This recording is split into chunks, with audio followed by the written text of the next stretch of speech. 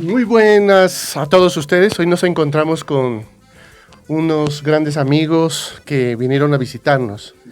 Y nos vinieron a visitar porque están trabajando, podríamos decir, o visitando los volcanes de acá del departamento de Nariño. Está con nosotros Juan Carlos Molina y el profesor de la Universidad Nacional, Modesto Portilla. Yo quiero que, primero que todo, para nuestros amigos que nos están escuchando, no solamente aquí en Colombia, sino en el mundo, nos van a ver en este video, que se presenten ustedes. A mí ya me conocen, pero ustedes no los conocen todavía. Lo que sí les puedo decir es que son amantes de los volcanes, no solamente de Colombia, sino del mundo, ¿no? Han visitado todo el mundo los volcanes. Entonces, bienvenidos a nuestra tierra, bienvenidos a esta región llena de volcanes. Y bueno, ¿qué tienen para contarnos a nuestros amigos que nos están viendo en este canal? Muchas gracias, Rafael. Pues mira, a mí acercármelo más, ¿no? Es lo que nos pasaba también. Pues mira, yo empecé en los volcanes hace ya muchos años, como un simple turista. Mirando allá mejor, sí. Bien, es verdad que pensaba que era radio, siempre es verdad que esto está siendo filmado. Si quieres, pásate. Me pongo aquí mejor. Pues empecé como un turista. Yo tuve un viaje a Centroamérica y con el gobierno europeo, con la Comunidad Europea. ¿Tú eres geólogo? En aquella época todavía no lo era. Era sencillamente un aventurero deseoso de viajar. Y nunca sabía lo que era un volcán, ¿eh? Tuvimos una reunión de trabajo en Honduras, de cooperación centroamericana con Europa, y yo lo que pasa que luego, como tenía 2 meses de vacaciones que me debían, digo, mira, ya que estoy en Honduras, digo, voy a conocer Centroamérica. Porque yo nunca había cruzado el charco hasta entonces. ¿Vivías en España? Vivía en España, trabajaba en Bélgica y lo máximo que hacía pues en los países aledaños, ¿no?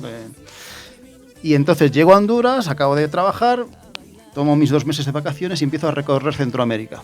Y yo, que soy una persona, ya en aquella cuando era jovencito, pues bastante inquieto, hace mucho, sí, estamos hablando del año 89. Yo empecé a trabajar para el gobierno europeo en el año 86. Soy de los primeros funcionarios que aprobó la oposición y tuve esa gran suerte, pero llegué muy jovencito, llegué con 23 años allí. Y entonces es la primera vez que tenía un poquito de dinero para poder viajar. Sobre todo que lo más costoso ya me lo pagaba la empresa, puesto que era el viaje de trabajo. Pero luego ya al moverme por ahí me movía en bus, que era relativamente barato. Pues yo andaba buscando los movimientos sociales. En aquella época estaba la teología de la liberación, era la época en que en Nicaragua estaba la revolución sandinista, que quién la ha visto y quién la ve, entre paréntesis. Y yo andaba buscando a la gente de la teología de la liberación, que eran como, bueno, pues gente muy progresista que se ponía del lado de los pobres, o sea, nada que ver con lo que yo... Porque yo a mí he sido criado en escuelas de pequeñito de tipo religioso, a pesar de que he salido como oveja negra. Pero bueno, pero la teoría la conozco bien, pero cuando me oí hablar de la teología de la liberación, mi pasión era buscar comunidades en Nicaragua. Yo no sé si os acordáis, era la época de Ernesto Cardenal, que era un ministro sandinista, pero él era sacerdote, y yo recuerdo que un viaje del Papa, creo que era Juan Pablo II en aquella época, el Papa les regañó, diciendo, no te metas tanto en política y dedícate más a hacer pastoreo con tu comunidad.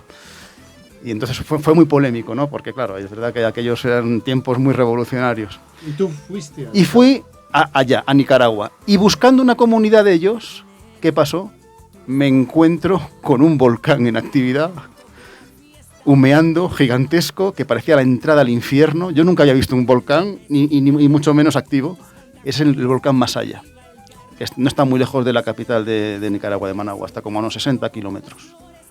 Y con sus fumarolas. Con sus fumarolas, yo me asomé a aquello y algo cambió en mi cerebro. No sé qué pasó, es algo que no puedo definir, pero desde entonces la vida me cambió. Porque se me acabaron todas las cosas estas de la teología de la liberación, y digo, yo tengo que ver más volcanes de estos, porque me sentí pequeñito. Sí. Yo que siempre digo, que nosotros aquí, los que hacemos mucha montaña, que nos gusta hacer cumbre, porque... ¿A ti te gusta, no? Cumbre. Sí. Te da la impresión de que dominas el mundo cuando estás en la cumbre, ¿no? Mira, yo en el volcán, cuando me asomé a aquello, tenía la impresión de que, o sea, la naturaleza te pone en tu sitio. Sí. Eres una, perdón lo que voy a decir, en España decimos una mierdecilla. O sea, si la Pachamama, como digo yo, la Pachamama te quiere hacer así, por muy importante que tú creas que seas, sí, estás perdido, ¿no? Sí. Entonces, la verdad es que algo cambió en mí y... Pero cambió desde el punto de vista que espiritual, de investigación, no, ¿de qué? En aquella época todavía no había empezado ni a investigar ni nada. Yo, no, eso fue más tarde. Digamos que me dieron ganas de conocer más volcanes. Entonces ya me puse a documentar en mi viaje, que por Centroamérica, llegué a México, digo, aquí hay volcanes. No, pero ¿qué pasó con ese volcán? ¿En Masaya? No, en el Masaya lo vi y tal, y digo, ostras, qué bonito. Digo, ¿dónde hay otro volcán? En el viaje que yo había preparado, que no tenía nada que ver con volcanes, y cuando llegué a México, cerca del DF, a unos 60-70 kilómetros, está en las afueras de México el Popocatépetl. Y luego, en México. Y luego, claro, como yo era muy revolucionario, o sea, la teología de la liberación la tenía presente, pero es que me contaron que el Che Guevara, cuando preparaba la revolución cubana, se había ido al Popocatépetl a subir y bajar como entrenamiento para la revolución que iban a hacer en aquella época. ¿Y es muy alto? Sí, más de 5.000 metros. Más de 5.000 metros. De hecho, cuando... Más que este volcán. Más que este. Aquí el Galeras tiene 4.276 o algo así, más o menos, sí. Y el Popocatépetl debe tener como unos 5.500 o algo así. Bueno, tan así que a mí me dio mal de altura. Pero yo no sabía ni lo que era eso tampoco, claro. Yo no tenía ninguna experiencia. Pero terrible. Además cometí una locura, luego me dijeron que nunca hay que hacer eso. Cuando te da un mal de altura, no puedes continuar subiendo. Tienes que darte porque la única manera que se te quite es bajando. Es más, si persistes en subir, corres el peligro mortal de morir. Ha habido gente que ha muerto por derrames, ¿sí? Entonces, pero yo, claro, lo veía tan cerca, digo, no voy a darme la vuelta, no voy a darme... Es más, en aquella época, que hablo de nuevo del año 89, la sociedad era muy machista. Y yo veía dos mujeres que andaban caminando delante mía y digo, no, si aquellas dos mujeres están siguiendo, digo, yo también tengo que llegar antes que ellas o con ellas. Luego me enteré que ¿Cómo me van a ganar? Claro, ¿cómo me van a ganar dos mujeres? Perdón, que no soy así, pero en aquella época es lo que se decía. Sí. Luego me enteré más tarde que las mujeres son menos propensas a sufrir el mal de altura. Sí, o sea, imagínate. Biológicamente están mejor preparadas. Sería muy buena una investigación de eso. No, ya las hay, ¿eh? ¿Ya? Es más, luego también supe que hay unas pastillas para prevenir. Yo todo esto, claro, yo me puse a... Conseguí un guía, lo único que pedí es un guía montañero para que me llegara para arriba y seguirle. Pero, claro, yo no pude tomar pastillas. Las pastillas te las tienes que tomar con antelación. No vale ir a la farmacia y voy a subir el volcán, me tomo una pastilla ya. No. Hay que prepararlas como 7 o 15 días antes de la subida. Pero conseguí llegar a la cima. Impresionante el Popocatépetl, porque eso sí que ya es... Porque el volcán Masaya es un volcán muy cómodo. Puedes llegar en carrito, bajar del carrito y asomarte. El volcán Popocatépetl... ¿Y no hay vías, sí? Hay vías de subida, sí. Ahora está prohibido porque está muy activo. Pero en el año 89, cuando yo subí, se podía subir. Pero me imagino que tú te saltabas esos impedimentos a subir al volcán Popo. ¿A qué te refieres, los impedimentos? Que hay prohibiciones. No, en aquella época era legal. Es verdad que luego yo formo parte de lo que llaman los bandidos de los volcanes. Los que, bueno, esto no lo puedo decir mucho, pero digamos que tomamos más riesgos que lo normal.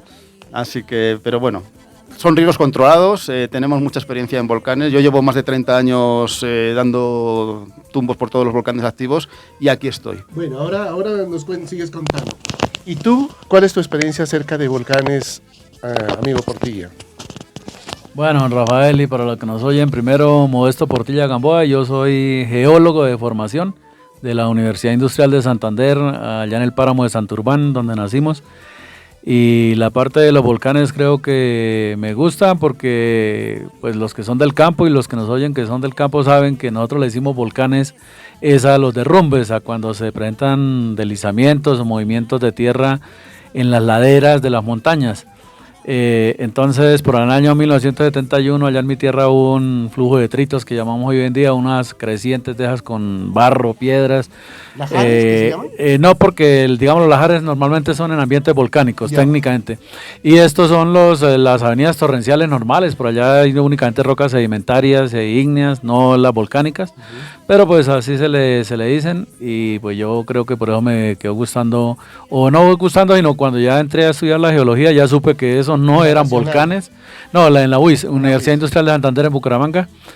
Y ya supe que no eran volcanes, entonces me dio por mirar a ver entonces qué era lo que había pasado ya en el año 1971, una Semana Santa, que como en el campo siempre somos religiosos y toda cosa, como dijo hace un rato Juan Carlos.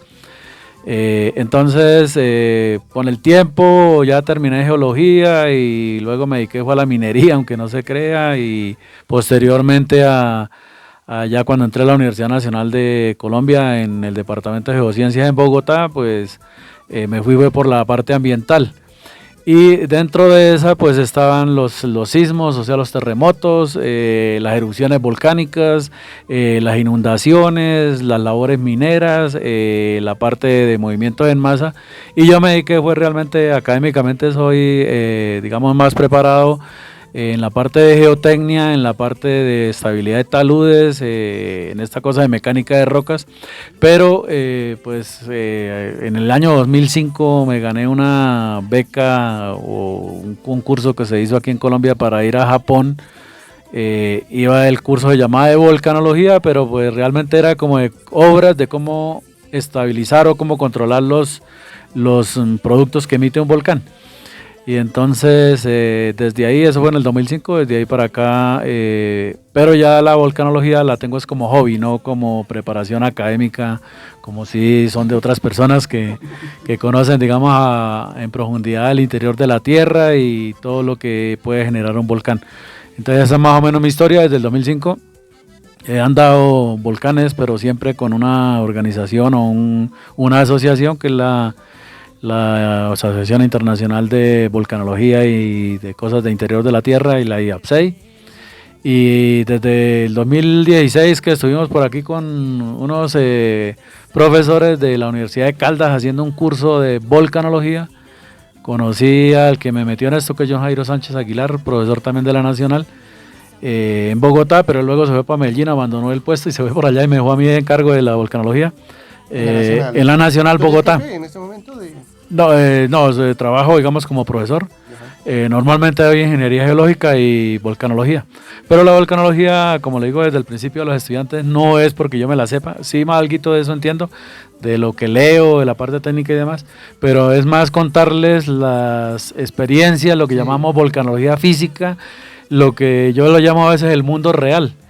Porque sí, digamos, la parte técnica es de allá abajo, de lo que uno no ve bien, aplicando métodos indirectos, interpretando, mientras que la parte del mundo real, que es lo que nosotros caminamos, los normales, es como más entendible, por lo menos para mí.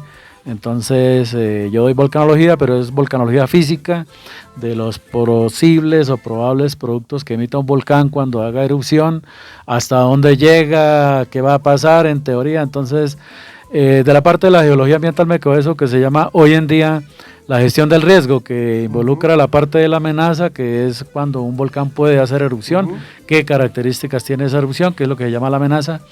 Luego algo que comercialmente se le llama vulnerabilidad, que así no se debería llamar, pero bueno, eso es de la experiencia de casi 30 años trabajando en esto, no únicamente con volcanes, sino con otras cosas.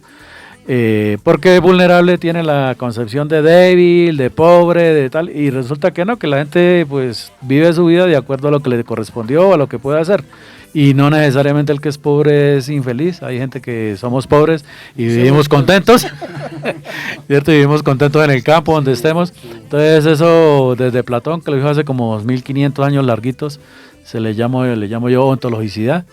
Pero digamos que no tiene nada que ver con los volcanes ni con ningún evento. Esa parte es las características de las personas, así como Juan Carlos habla español, yo hablo colombiano ahí de corrido, aquí don Rafael Pastuso, Cada uno tenemos diferentes características y dependiendo de cómo nos hayamos formado y demás, pues hay una erupción volcánica, por ejemplo, que es lo que estamos hablando, pues entonces nos va a afectar de una forma u otra. Algunos creerán en Dios o en la parte religiosa, otros no tanto. Entonces, de acuerdo a eso, reaccionamos y hacemos nuestras actividades. Y lo último que uno trata de hacer, por lo menos yo en la academia, es de mirar cómo sería el riesgo y cómo se gestiona. Entonces yo he andado los volcanes desde Japón, conocí prácticamente todos los volcanes en Japón en el 2005, porque fueron 6 meses todos los días.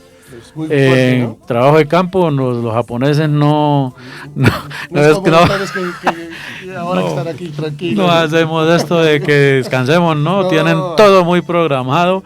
A las 9 de la mañana se levantan a tomar tinto y a las 9:03 están otra vez trabajando en el computador. Sí. Nosotros no, por ahí a las 10 es que estamos llegando allá en Japón y así. Pero siempre cumplíamos con las tareas. Y luego, como dije, de casualidad el profesor John Jairo, que me metió en esto y me dejó abandonado allá en Bogotá con la volcanología, por si acaso oye esto, para ver cuándo vuelve allá a recogerlo. Allá la tengo todavía la gente interesada en estos temas. Y desde cuando eso asistimos aquí con Juan Carlos, que lo conocí un poco después del 2016, no nos encontramos en Puerto Varas, en Chile. Entonces hemos andado los volcanes principales del mundo, pero como hobby, repito, en mi caso, aquí don Juan Carlos sí, digamos, ya con su formación y el interés, además de que también como que a rato es con hobby riesgoso. A mí me gusta mirarlos de lejos y saber qué pasa, pero no corro lo que digo, el riesgo, porque pues soy especialista en evaluación de riesgos y hay que evitarlos porque hay que seguir viviendo, ya tenemos nietos y todo, pues esa más o menos mi experiencia en esta parte de los volcanes. Y andamos por acá normalmente en los volcanes de Nariño con estudiantes de la Universidad Nacional de Colombia, los traemos por acá que miren esto. Y en este curso que estamos, que es un workshop de la IAPSEI, de esta Asociación del Interior de la Tierra y Volcanología, pues venimos a aprenderle a los que saben. Yo siempre voy a estos cursos a aprender de los que saben, para luego tratar de explicarles de alguna manera a los estudiantes, para cuando si les interesa este tema, pues lo entiendan y tengan idea de cuando hay erupciones volcánicas, qué puede pasar y no nos pase lo que nos pasó en el año 1985 en Armero, cuando se creía que iba a bajar inicialmente una inundación, otros decían que lava, porque era lo que veían en televisión. Entonces ya sabemos que no es eso, ya entendemos que los lajares que son, lo que hablamos hace un rato, a diferencia de lo que son las avenidas torrenciales, que es con otro tipo de evento. Entonces lo mío es más académico, más técnico, por decirlo algo así, pero dentro del hobby. No, digo en volcanes, ¿no? En la parte de geotecnia, esto sí, alguito lo hacemos con decencia. Sí, señor don Rafael. Gracias. Bueno, y pues mi experiencia, desde un día se las conté ahora, pues yo trabajé en el servicio geológico. Yo soy ingeniero catastral geodesta. Y yo hace 30 años que entré a trabajar en el servicio geológico. Precisamente entré a trabajar en ese momento, como tú dices, que no se conocían muy poco acerca de la gestión del riesgo, ¿no? En ese momento con Héctor Cepeda, no sé si ustedes se acuerdan de Héctor Cepeda. Sí, yo lo conozco. ¿Tú lo conoces? Sí. Él era mi jefe, ¿no? Y entonces dijo, bueno, aquí tenemos que trabajar en esta, ya no es lo de solamente de amenazas, sino tenemos que avanzar más en lo de vulnerabilidad, que estás hablando tú, es la debilidad que tú decías de los elementos expuestos, y lo de riesgo, que digamos que es cuantificar las cosas, las pérdidas, cuánto puede costar, ¿no? Ahora se llama gestión del riesgo y que está muy de moda junto con los planes de ordenamiento, que deben incluirse en los planes de ordenamiento territorial. Bueno, pero eso es una cosa muy interesante. Y también pues trabajé con sensores remotos, con sistemas de información geográfica, como instrumentos de apoyo a todo esto que estamos hablando de la gestión del riesgo, ¿sí? Eso más o menos es lo que le comento. Pero aquí entonces estamos hablando de varias cosas. Una, tú que dices que te despertó esa parte como espiritual, como esa cosa que no sabes qué, ¿no? Yo pienso que de pronto tú en otra encarnación anterior, de pronto eras que un loco astrónomo o geofísico, ¿qué sería? Un filósofo en la antigüedad, o Platón, no sé, por allá. En la cima del Etna. Bueno, entonces, a ver, una sandalia. O sea, cuéntanos, a lo mejor era yo, no sé. No, broma. Entonces esa parte espiritual es muy interesante. Mira, pues nada, estábamos en el año 89 y yo ya me dediqué como loco a recorrer volcanes por todo el mundo, pero siempre como un turista apasionado, curioso, y entonces en mis viajes cuando me acercaba mucho a las zonas donde hay mucha actividad, encontraba vulcanólogos, técnicos haciendo mediciones, yo me acercaba con ellos a ver qué hacían. Ellos me explicaban muy amablemente todo lo que estaban haciendo y hubo varios de ellos que me dijeron, oye, si tanto te interesa, ¿por qué no empiezas a estudiar vulcanología? Y de nuevo algo pasó en mi cabeza, digo, oye, pues es verdad, llevo ya casi 9 años dando tumbos por los volcanes como un turista. Pero conociéndolo nomás. Bueno, yo siempre he estudiado ciencias, en realidad, pero nunca he estudiado nada de vulcanología. Entonces, efectivamente, ahí llegamos al año 2000 y me encuentro con el curso de Ramón Ortiz, un curso de geofísica volcánica, exactamente, en el que tú también participaste. En España. En España, en las Islas Canarias. Yo, por supuesto, no era vulcanólogo, no era estudiante de vulcanología, nada. Entonces les mandé una carta diciendo que por favor que me dejaran asistir de oyente al curso. Y ellos muy amablemente me aceptaron. Lo único que me dijeron que tenía que hacer un trabajo, porque teníamos que hacer una presentación. Sí. Y entonces, como yo acababa de hacer un viaje vulcanológico, pero en plan turístico, a las Islas Azores, pues... Oye, eso tú ya conoces todo el mundo, ¿no? Sí, yo ya he estado por todas las placas,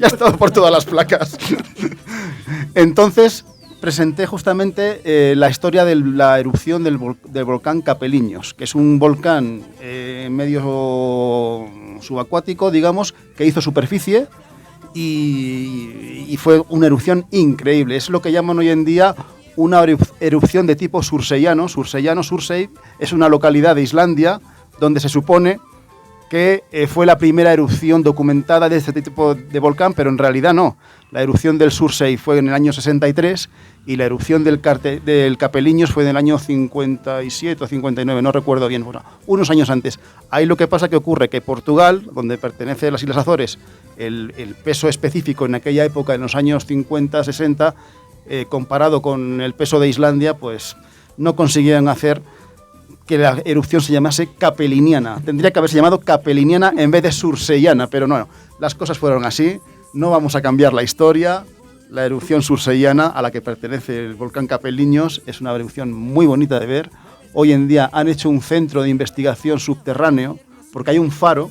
En aquella época, el faro, digamos, que indicaba el límite de la isla, la erupción salió enfrente del volcán.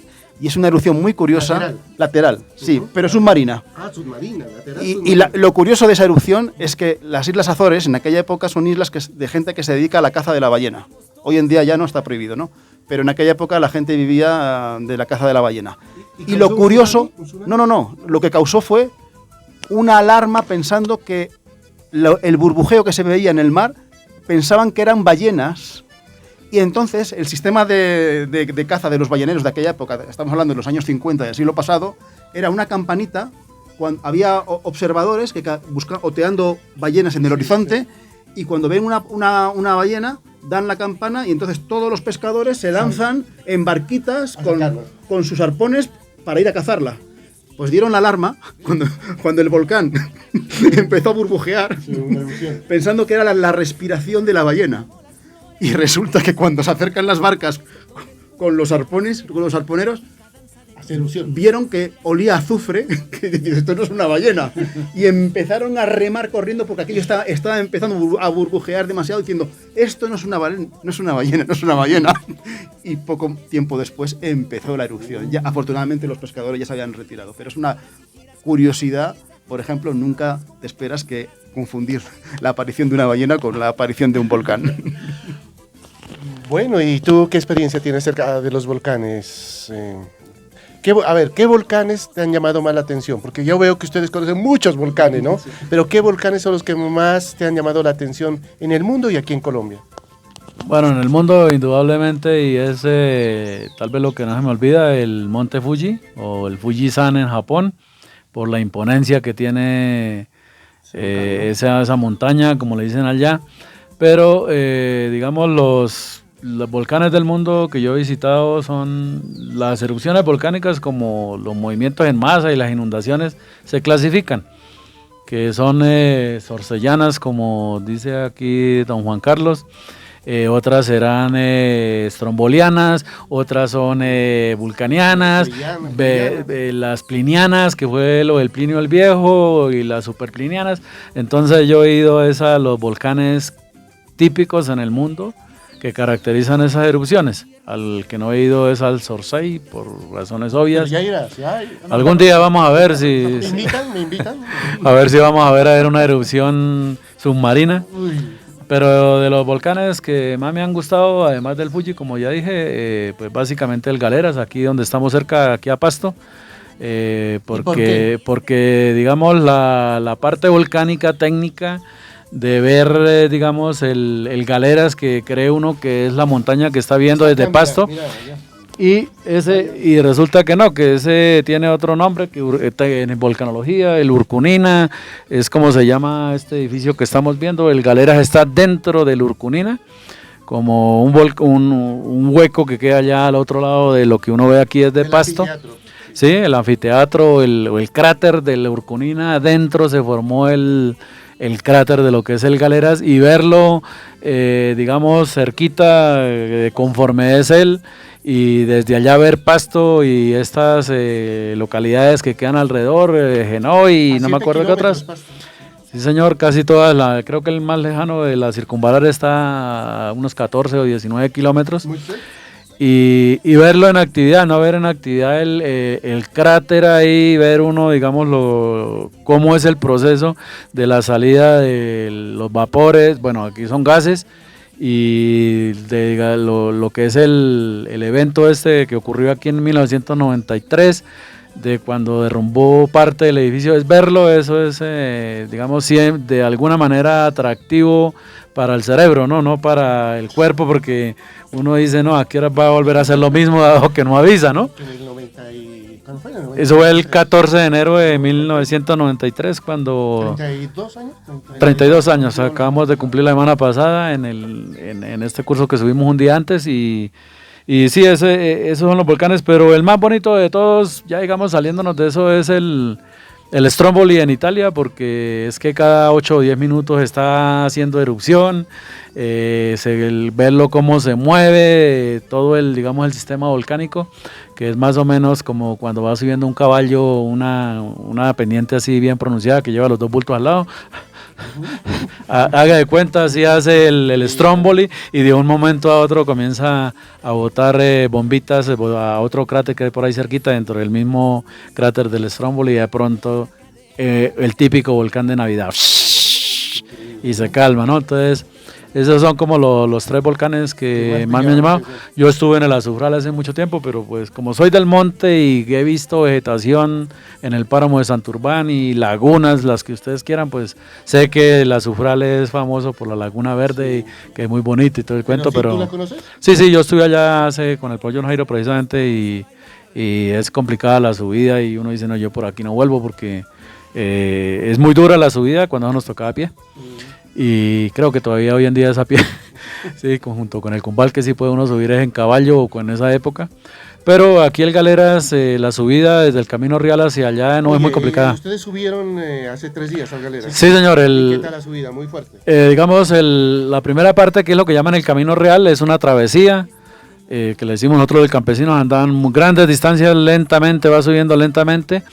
Ahí no hay problema, pero cuando llega uno a los Pedregales, creo que se llama ese punto, cuando uno ya ve el cono volcánico, ese ya es para gente que esté preparado. Ahí es cuando dice uno, comienza Jesucristo a padecer, porque no es para, digamos, cualquier persona, aunque no es que sea complicada la subida, pero sí se requiere preparación física y mental, porque le empieza uno, a mí tal vez no me cogió porque vivo en Bogotá, entonces, y nací a 4.300 metros sobre el nivel del mar, allá en el páramo de Santurbán tal vez no tanto, pero sí le cogía a uno como el bostezo, el dolor por aquí atrás, algo como sueño, bocear, y ese es el soroche, el mal de altura.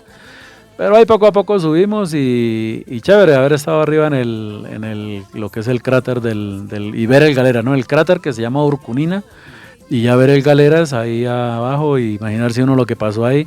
Y a veces se le pasa a uno por la cabeza, bueno, y si este señor le da otra vez por estornudar, como dice uno, que son erupciones vulcanianas, emiten, digamos, los productos volcánicos, que es un tapón que se forma ahí, ¡pum!, explota. No es como el volcán de Navidad, que es el Stromboli, que sería el domo como un tapón, como el de la Champaña o sale, ¡pum! Y ya, ¿no? Ver eso e imaginárselo, entonces chévere. Bueno, yo he conocido los volcanes típicos también, el que le digo el Volcano y el Vesubio, que para mí era, digamos, mentalmente era como lo máximo que uno quería ver por lo de Pompeya, ¿no? Por lo de Pompeya y Herculano, porque primero conocí Pompeya y Pompeya siempre está en los libros y los que no estamos acostumbrados o tenemos como vicio leer, pues habíamos leído lo de Plinio el Viejo, que le dijo al sobrino, creo que era sobrino, sí, el Plinio el Joven, que fue el que realmente escribió la cosa esta, e imaginarse uno todo lo que pasó, ¿no? Y a través de lecturas, de libros, hay uno que se llama el del acueducto, pero ahorita me olvida cómo es que se da el nombre en italiano, pero es eso, la descripción, ¿no? Como la de Julio Verne en el viaje al centro de la Tierra, imaginarse uno todas esas cosas y decir, y este señor de razón que escribió ese libro así, ¿no? Porque a lo mejor vivió por ahí en algún volcán cerca y se imaginó eso, como el señor creo que se llama Dante Alighieri, que escribió el infierno. Sí. Pues bueno, yo estuve también allá en el volcán donde él escribió eso, en Italia, en el Averno, y efectivamente cuando uno llega allá y ve eso, pues el olor al azufre, pues dice, de ahí fue que salió el cuento del infierno, y ahí fue que escribió él parte de esa trilogía, ¿no? Del paraíso, el señor Dante Alighieri. Entonces, esos son como los volcanes, y el de mi tierra, que son volcanes pero de rompes de ladera, o sea, de eslaves que llaman en España, o lo que casi siempre afecta a la gente del campo, que es cuando llueve mucho y se van los volcanes, pero vuelvo y le digo, no son volcanes de estos, pero el proceso es muy parecido, pues allá simplemente se nos destapó el Galeras, mírelo, se destapó, pero allá está destapado el Galeras y bueno, lo que se llama el Galeras porque realmente es el Urcunina, pero sí. Nos está saludando. Yo creo, o sea, y a mí en la parte de la gestión del riesgo, hay algo, y es que, por ejemplo, en este curso que hacemos y normalmente en todos,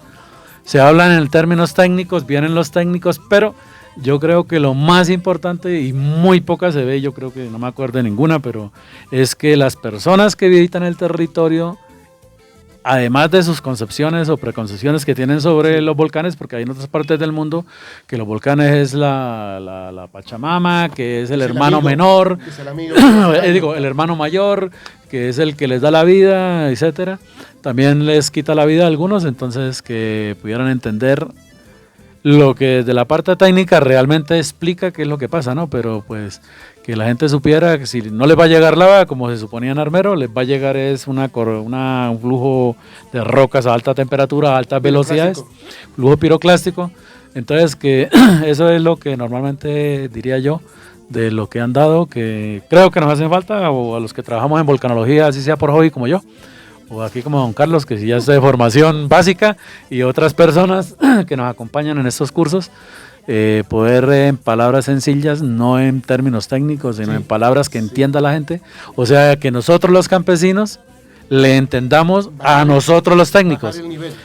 Saber decirle, ¿cierto? ¿Qué sería un flujo? Por ejemplo, yo cuando le explicaba aquí a una persona en Doña Juana, o trataba de explicarle, porque que la lava es como decir cuando uno va a hacer los paseos de olla, que hace melcochas y bota la melcocha cuando ya está derretida la panela, y eso es un flujo de lava y tiene el mismo comportamiento y todo. Y si usted va y toca la melcocha, pues se quema, ¿no? Pero aquello no lo va a quemar, sino lo va a desaparecer, lo vaporiza, que son unas temperaturas muy diferentes, que eso es diferente a cuando baja lo que nosotros llamamos crecientes, o que creció el río y que si piedra suena, que si el río suena porque piedra lleva, que eso es otra cosa, es decir, hacerle entender. Acá se llaman lajares.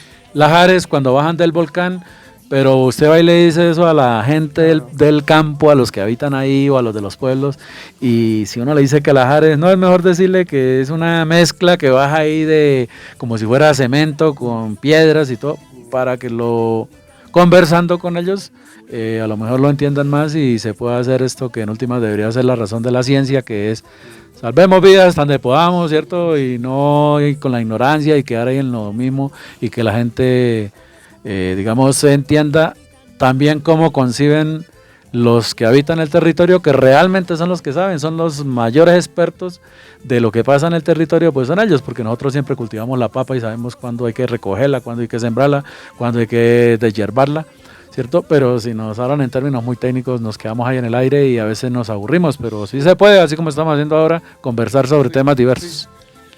Y algo muy interesante que tú decías es cuando yo trabajaba allá en el servicio ecológico, en la parte social, que yo trabajé en lo de vulnerabilidad agrícola precisamente. Algún día vamos a charlar sobre eso. Los campesinos, cuando uno va con ellos y va hablando, ellos le van contando cosas, lo que tú dices, le van contando historias que contar. Pero uno como técnico comete, eso me pasó a mí alguna vez, que yo le dije, no, es que usted no es así. No, uno le dice, no es así, sino es de esta forma, y de pronto le habla con términos técnicos.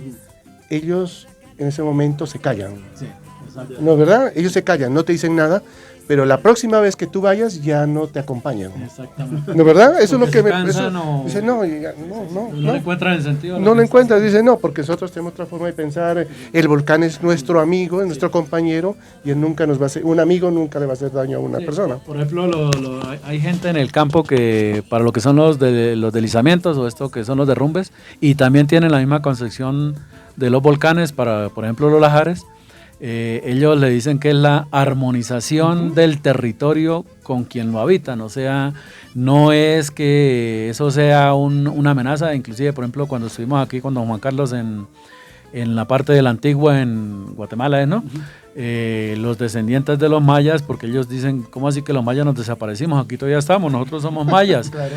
Ellos dicen que la amenaza para ellos es una ofensa. Cuando van los técnicos y le dicen que hay una amenaza, que es el volcán, dicen, no, es práctico que mi hermano mayor o mis antepasados no son amenaza para mí.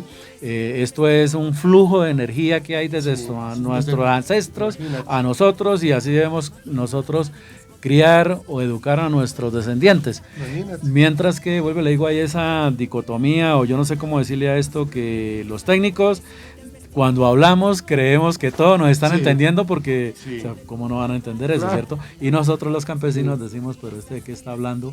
Y como dice usted, tenemos ese problema que perdemos la confianza, nos cansamos de los chalecos, o sea, de los técnicos, y perdemos el interés. No le decimos, no, pues ya volvió otra vez, no más. Entonces, como cuando uno está hablando en otro idioma, con otra gente, usted, si no lo entiende bien, a los 5 o 10 minutos ya como que se cansa, como que ya no quiere hablar con esa persona. Hay como una segregación, pero es por eso. Y lo mismo ocurre entre estos dos niveles, que es el técnico, que sigue siendo ser humano, nosotros los campesinos, que somos seres humanos, y esa parte, digamos, de lo que llamamos el puente o el bridge entre estos dos, que de alguna forma habría que, digamos, superarla.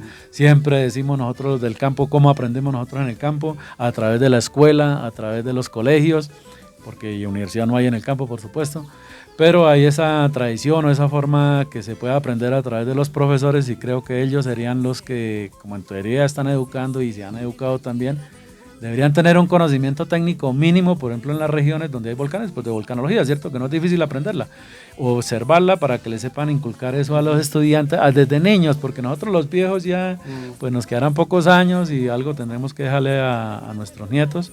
Y yo creo que es eso, un entendimiento, que tengan en el futuro una mejor alternativa o una oportunidad de un mundo mejor, como dice, no me acuerdo qué programa de radio, ¿no? No me acuerdo cuál sería, ¿no? Que vivamos en un mundo mejor y tal cosa. O por lo menos que conozcamos qué nos puede pasar y decir, bueno, pues si no hay más, como dicen por allí en Doña Juana, no nos vamos a ir de nuestra tierra, porque ese es otro problema que tienen en volcanología y en los otros también, pero especialmente en volcanología. Pero ¿cómo se le ocurre ir a vivir allá? Mire que es que por ahí va a bajar tal cosa, ¿cierto? Pero pues ellos dicen que pueden pasar generaciones, eso es cierto, y no pasa eso. A ellos les afecta, o están más interesados, aunque uno no lo creyera, en lo que son los deslizamientos y en lo que son las inundaciones, pero no es lo mismo un deslizamiento y una inundación, una avenida torrencial en un volcán, que el material que baje sea del volcán, que serían los lahares, es diferente a lo que normalmente vemos nosotros por ahí en los Andes, en la parte de la cordillera oriental, donde no hay volcanes, es diferente. Entonces esto es chévere poderlo, digamos, entender desde el punto de vista académico. Yo soy más académico que don Juan Carlos, es más de la parte del turismo, pero igual, o sea, podemos entendernos, así sea entre chanzas o con chistes o hablando, así como estamos conversando ahora. Hablando. Y entonces es más digerible esa parte que para muchos es complicado, que es entender desde el punto de vista científico, pero yo creo que la ciencia se puede bajar a un nivel sin perder la cientificidad, que el campesino le entienda al que en teoría sabe de esto, pero realmente el que sabe es el campesino, es el mayor experto. Bueno, yo pienso que ya vamos a ir terminando porque ustedes saben que estamos bien. Podríamos quedarnos hasta que se acabe la batería, ¿no? Como decimos por allá en el campo, tranquilo, no se vaya que esto se compone. Bueno, de todas formas, no sé, si quieren continuamos hasta que se pueda. A ver, cuéntanos. Don Carlos. Hablando de lo que acaba de decir mi amigo Modesto, una cosa muy interesante que hemos aprendido, o que yo he aprendido por lo menos en este workshop de geología, es que Natalia, que es la que dirigía este workshop, ha llevado a cabo un proyecto. Natalia Pardo. Gracias. Ha llevado a cabo un proyecto de educación a la gente que vive en los alrededores del volcán Doña Juana, y entonces es una labor de divulgación científica, pero dirigida al nivel de la gente que no tiene conocimientos digamos, científicos, para que sea asequible a que ellos entiendan. Y sobre todo lo ha enfocado de cara hacia los niños. Creo que ha hecho una especie de libro educativo dirigido por una persona que creo que está inspirado en uno de los personajes que vive allí en el pueblo, una chiquita que nos acompañó también en nuestras salidas geológicas, y es una labor muy encomiable. Porque una de las cosas, por ejemplo, que yo he observado mucho es que la gente que vive en los volcanes efectivamente sabe mucho, pero siempre me encuentro el mismo comentario. No, yo conozco bien el volcán porque llevo 50 años y aquí nunca pasa nada. Tú dices los que viven... Los que viven en los volcanes. Yo estuve también en el año 2000, estuve haciendo charlitas de información a la gente que vivía en las cercanías del volcán Popocatépetl, porque ya en el año 2000 el volcán Popocatépetl empezó a tener una crisis de actividad y entonces empezaron a evacuar zonas. Y encontramos lo de siempre, que la gente se resiste a obedecer las órdenes de evacuación. Luego eso ya depende un poco de la legislación de cada país. Por ejemplo, en Estados Unidos se ordena una evacuación, pero no es obligatoria, porque allí la propiedad es sagrada. El gobierno te puede decir como consejo, váyase, pero la última decisión la tiene la gente. ¿Y esto pasa en Yellowstone? En Yellowstone, sí, efectivamente. Es un supervolcán que sabemos que es cuestión de tiempo que vuelva a entrar en erupción. Afortunadamente Yellowstone, bueno, no está demasiado poblado, pero es que da igual, porque a la escala que el día en que entre en erupción acaba con... Sí.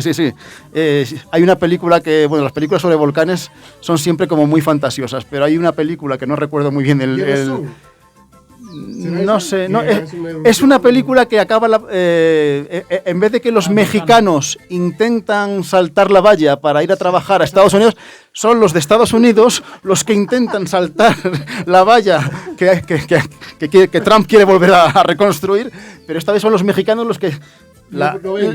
Dice, no vengan, ahora nos toca a nosotros vengarnos y decir, no, aquí ya ustedes no pasa. No, es una broma, pero es un poco la contradicción, ¿no? Entonces es importante hacer que la gente sepa que por mucho las escalas de tiempo de la geología y la escala de tiempo del ser humano no es la misma. O sea, aunque usted lleve 100 años o 150 años de su abuelo y su tatarabuelo que vive aquí en el volcán, 150 años en la vida de un volcán no es nada. Oye, pero ¿qué volcanes son los que más te han llamado la atención? Tú ya nos dijiste cuáles, pero tú, ¿qué volcanes te han llamado la atención? Yo sé cuál vas a decir, el volcán Galeras también vas a decir, ¿no? A ver, dinos cuál de los volcanes que tú conoces te han llamado la atención. Este volcán es muy importante por todo lo que ha sucedido, ¿no? Pero tú, ¿qué volcanes te han gustado más desde el punto de vista de energía que tú dices, ¿no? Porque son diferentes percepciones que se tienen, ¿no? A ver, el volcán Galeras para mí tiene un significado muy particular porque uno de mis profesores en la Open University, la universidad en la que yo estudié vulcanología, falleció aquí. Estaba participando en el workshop de Stanley Williams. Él era... Sí, entonces él venía a hacer estudios de gravimetría y tuvo la mala suerte de que fue uno de los afectados que les pilló la explosión arriba trabajando en el cráter. Entonces yo a él personalmente nunca le conocí, pero conocí a su discípulo, que era la persona que estaba haciendo el doctorado con él en aquella época, y él me habló, esta persona, Hazel Reimer, me habló de cómo era el profesor Williams, y era una persona bellísima, que fue muy criticada en la universidad donde yo estudié, porque luego es lo típico, cuando ocurre un accidente, que siempre debemos decir que es bastante imprevisible, porque nunca podemos tener el 100% de seguridad en todo lo que hacemos, lo fácil es el comentario de decir, no tenía que haber ido, pero ¿por qué estaba allí? Vamos a ver, los accidentes ocurren, por ejemplo, en cualquier momento. Yo siempre digo a Modesto, cuando me paseaba por las calles de Bogotá, que siento mi vida más en riesgo paseando por las calles de Bogotá, atravesando calles, que cuando yo estoy en el borde de un cráter de un volcán, porque allí veo que la gente en las calles de Bogotá, pues bueno, no respetan pasos. Yo vengo de Europa, claro, aquí no se respetan pasos de cebra, me retiene porque yo veo un paso de cebra y automáticamente intento pasar pensando que tengo prioridad, pero me dice, no, en Bogotá no es así. Entonces, yo digo, aquí me juego mucho la vida. No, pero bueno, bromas aparte, digamos que el profesor Williams fue muy criticado aparentemente en la Williams? No, perdón, no, el profesor Williams no. Mi profesor, Jeff Brown, fue criticado por diciendo que no tenía que haber estado en ese momento. Bueno, no había ningún antecedente de que hubiera peligrosidad. Se miraron aquí los gráficos de sismicidad, no se vio nada que realmente fuera concluyente y decidieron subir. La gente que se dedica al estudio de la vulcanología siempre asume sus riesgos. Y yo digo que para mí es como un héroe, un héroe no, pero un ejemplo a seguir. La gente tiene que seguir un poco lo que es su pasión, su trabajo y darle las gracias. Sí, él lo decía. Una de las cosas que me dijo Hazel Reimer es que él hablaba con su profesor, con Geoff Brown, y le decía que a él lo que personalmente le gustaría sería no morir ni de un cáncer, ni de un infarto de miocardio, ni de un accidente de circulación en su país. Entonces dice que puestos a morir, pues prefiere morir en un volcán, que es su trabajo. Desgraciadamente fue lo que le ocurrió. Morir con las botas puestas. Exactamente, acá, como el general Custer, ¿no? Pero ¿qué otros volcanes? Pues mira, yo he estado en más de 200 volcanes activos ya del mundo, entonces decir un volcán, cada volcán para mí es especial. Por ejemplo, la primera vez que le vi me pareció muy siniestro. El Galeras. Siniestro. Para mí la palabra, y eso es otra percepción sensorial que tuve cuando subí allí. Primero que subí y solo había niebla, silencio y un lugar muy tétrico, todo muy gris, muy lúgubre, efectivamente. Era plena luz del día, pero parecía que una cosa como la entrada al infierno. Y saber que además la gente ha muerto allí, digo, pues que esto, vamos, no sé. Entonces, esta vez que he vuelto al Galeras estoy contento porque ya no me ha parecido tan lúgubre. Sigue siendo un volcán gris. Yo ahora mismo los volcanes los divido en los rojos y los grises, para simplificar la clasificación esta que habéis hecho antes de surseyana, estromboliana y vulcaniana. Ahora la tendencia es que la gente, en vez de volver locos a los estudiantes a ver qué tipo de erupción tenemos aquí, estamos simplificando entre volcanes de rojos, que son los más efusivos, y los volcanes grises, que son los más explosivos, ¿no? Entonces, este es un volcán explosivo, evidentemente, gris. Y efectivamente, a mí me recordó al volcán Unsen, en Japón. El volcán Unsen es otro volcán tristemente célebre, porque una pareja también aquí hay controversia, de vulcanólogos, una pareja francesa famosa, los Kraft, que hay gente que los considera vulcanólogos, otros los consideran como turistas, otros los consideran como aficionados, en fin. La mejor documentación hasta que ellos fallecieron en el año 91, creo que fue la erupción del Unsen donde fallecieron, fue que el archivo de documentación sobre vulcanología, el mayor archivo lo tienen ellos. El archivo con el que se evitó y se convenció a la población en Filipinas en la erupción del Pinatubo para convencer a la gente que abandonara la evacuación, o sea, que obedeciera a la evacuación del gobierno, fue un documental que los Kraft les enseñaron, o sea, el archivo de los Kraft fue utilizado por la UNESCO para enseñar a la población amenazada en Filipinas de que por favor obedecieran a la evacuación. La población lo vio y efectivamente se dieron cuenta del peligro que entrañaba el Pinatubo. El volcán Pinatubo acabó explotando, entrando en erupción, pero la población fue evacuada. Eso fue uno de los grandes logros de la vulcanología, a diferencia de lo que tristemente ocurrió en Armero, aquí en Colombia, en el 85. Bueno, ¿tú tienes algo más que decir para irnos despidiendo? Sí, claro. Sí, cuéntanos. Antes de que se le termine la pila o la batería del celular en el que estamos grabando, sí, agradecerle aquí a don Rafael Hernández la invitación de Cárdenas, de poder hablar desde la academia o aquí desde las charlas o las conversaciones, y decirle que la vulcanología, primero que todo, pues estudia los volcanes, que son procesos naturales, o sea, no es algo que haga el ser humano, son procesos naturales. Son dadores de vida porque los productos que ellos emiten, sobre todo las cenizas, tienen una fertilidad grandísima, por eso la gente llega a habitar esos territorios, a sembrar lo que le corresponda, así como en Armero era el arroz y el algodón, porque son tierras muy fértiles. Aquí la papa y bueno, lo que siembran aquí en el territorio frío, el maíz, bueno, lo que sea, son muy fértiles. Entonces le decimos que son dadores de vida y ahí llega el ser humano, pero también son, digamos, provocadores o quitadores de vida, o sea, generadores de muerte, pero no es porque los volcanes tengan esa misión o esa intención, sino porque el ser humano, pues, por esto que acabo de decir y por otras razones, llegan a habitar el territorio y entonces no lo conocen, o sí lo conocen y lo terminan aceptando, pero yo estoy seguro que así lo perciban como el hermano mayor o lo que sea en el momento de la muerte. Me imagino así como los 9 personas que murieron aquí arriba en el Galeras, pues en el momento dicen, no, yo quiero seguir viviendo o lo que sea, no sé, a no ser que quiera suicidar, pero no es el caso. Entonces, pero sí conocer que eso puede pasar y decir, bueno, yo acepto eso, que es lo que se llama el riesgo aceptable, decir, bueno, yo voy allá 5 veces y puede que no me pase nada. Si algún día me pasa, pues moriré con las botas puestas sin ningún problema y dejaré algo de legado. O sea que los volcanes son dadores de vida, pero también quitadores de vida, así como el agua. El agua es indispensable para la vida, pero si usted se mete allá abajo en un río y se pone a tomar agua o le tocó porque pues se ahoga, ¿cierto? Y entonces es mejor todo en su justa medida. No hay que ir a los volcanes a hacer locuras, don Juan Carlos. Pero bueno, es como dice la pasión, ¿cierto? Es parte de eso. Y él sí acepta que si le tocó allá y sabe que esos son los peligros que entraña esta cosa, como en cualquier cosa. Después de que usted esté planillado, así sea en Bogotá atravesando una cebra o aquí ahorita algo pasa, ocurre y pues le tocó a uno, ¿cierto? Pero pues por lo menos vivir la vida bien y saber que hay cosas buenas y cosas malas en el mismo ente, en este caso, como en el señor Urcunina o en la parte interna que sería el Galeras.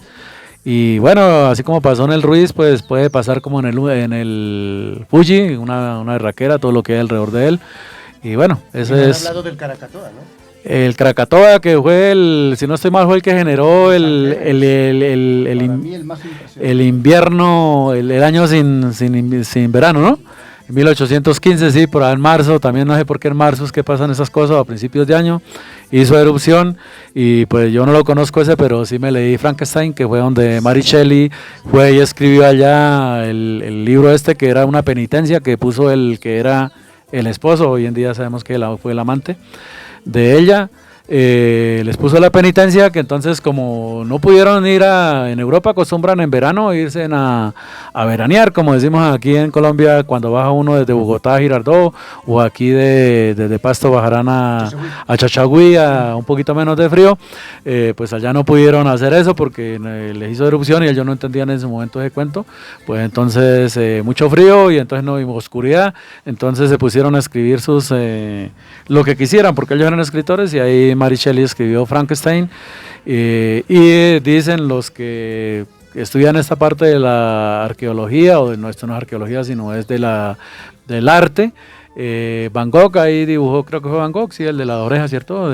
También dibujó el cielo con esas cosas raras, donde precisamente mostraba ondas como las que generan aquí en el Galeras, y decirle que pues nosotros hablamos de la parte del volcán y la parte de geología, pero hay una parte social, hay una parte arqueológica.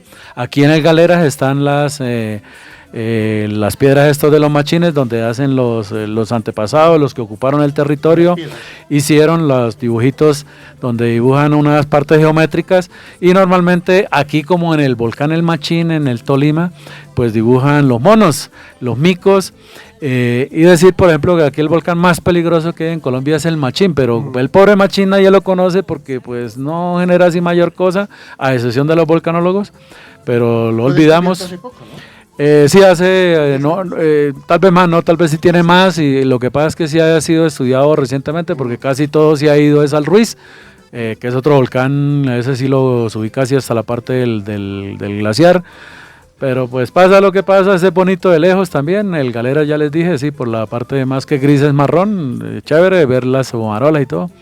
Y eso, decir que los volcanes son parte positiva, son procesos naturales, no son que generen, es donde la gente se haga. Parte positiva y una parte negativa, pero la parte negativa es porque el ser humano pues se fue allá. Entonces eso es lo que decía aquí don Rafael, la parte de la gestión del riesgo, hay que conocerlo, por lo menos saber de qué va a morir uno, no cuándo, pero de qué puede morir, y mejor tomarse la pastilla y no subir por allá. Yo, para acabar también en el sentido positivo, debo decir que soy consciente de que un volcán puede acabar con tu vida. Por supuesto, no tengo ninguna intención de suicidarme, pero debo decir que, aunque soy consciente de que un volcán puede acabar con tu vida, en un día, en un momento, también debo decir a la vez que llevo más de 35 años que los volcanes me dan la vida, son mi motor. Entonces, bueno, cada uno tiene que seguir un poco sus instintos, y en el mío pues es la vulcanología. Bueno, yo les hago una propuesta a ustedes. Yo veo que, por ejemplo, a nosotros la vida nos ha dado la oportunidad de conocer muchas cosas. A ti de volcanes, a ti también, a mí también, de muchas cosas. Y un compromiso es dar a conocer eso que hemos aprendido, que la vida nos ha dado la oportunidad de comprender y aprender, ¿sí? Y tenemos que transmitir esa información. Y ahora tenemos una gran oportunidad, que son precisamente estos canales para transmitir esa información. Entonces la propuesta que yo les hago es que, bueno, ahora pues ya no, pero yo sé que tú vuelves a España, tú volverás a tu universidad y yo pues estaré acá, pero podríamos seguir haciendo estos programas para dar a conocer, por ejemplo, porque se nos quedan muchísimas cosas. Cada cosa que tú has hablado, de un volcán, por ejemplo, podríamos hablar una hora, y tú también de gestión del riego y tantas cosas que tú has dicho, que aquí es un abrebocas. Entonces yo lo que les propongo es que no podemos dejar esto así, ya nos despedimos y bueno, ya hasta pronto, sino que podríamos seguir de alguna forma reunirnos vía Zoom, no sé, y hacer programas para darlo a conocer, porque ha sido muy, muy interesante, algo muy relajado, y veo que tenemos muchas cosas que hacer. Muy buena idea, Rafael. Entonces, ¿qué te parece? Y despídete, Juan Carlos. Bueno, pues agradecer, como ha dicho también Modesto, a Rafael la oportunidad que nos ha dado. Yo es la primera vez que yo hago una entrevista así de este tipo. Relajado. La verdad es que sí. Estoy muy relajado. Yo pensaba que iba a estar un poco más nervioso, pero no. La verdad es que nos ha sabido meter, quitando el frío que hace aquí, pero nos ha sabido meter en un ambiente francamente fácil para la charlita. Bueno, yo también nuevamente agradecerles a los que nos están oyendo o viendo, y aquí a don Rafael, a Juan Carlos, por la amistad que hemos mantenido en esto, y decir nuevamente que ojalá y estos programas divulgativos, en términos un poco técnicos los míos y en general, digamos, que la gente pueda entenderlo, es para formar parte de esto, diferente a lo que hago yo, que es la academia, donde sí participamos, en ese caso sí digo yo que formando, educando a la gente, pero a los del campo pues que podamos conversar con ellos para que se formen en el conocimiento de esa parte técnica, que no es tan difícil, y poder, digamos, vuelvo y repito, a hacer gestión del riesgo. Agua a viento. Bueno, y a todos ustedes, muchas gracias, y nos veremos en otro video conjuntamente con Juan Carlos y con Modesto Portilla. Hasta pronto. Chao. Chao. Cuídense. Au revoir. So, from 2000 to 2009, I was in the Open University, and during that time, when I was studying microgravity, I learned that one of our teachers in the Open University died here in Galeras in '93. So I studied microgravity with his doctorate student, Hazel Reimer. And one day I said, I will come here and play a musical tribute for him and for all the people dead. One Russian, one British, and 7 Colombians. Okay? So it's for all of them and for all volcanologists in general who died doing their work. And for the 3 tourists also, because I myself, I started also the first 9 years from 89 until I joined the Open University as a tourist on volcanoes. So my respect also for the 3 Colombians who were not volcanologists but died also here.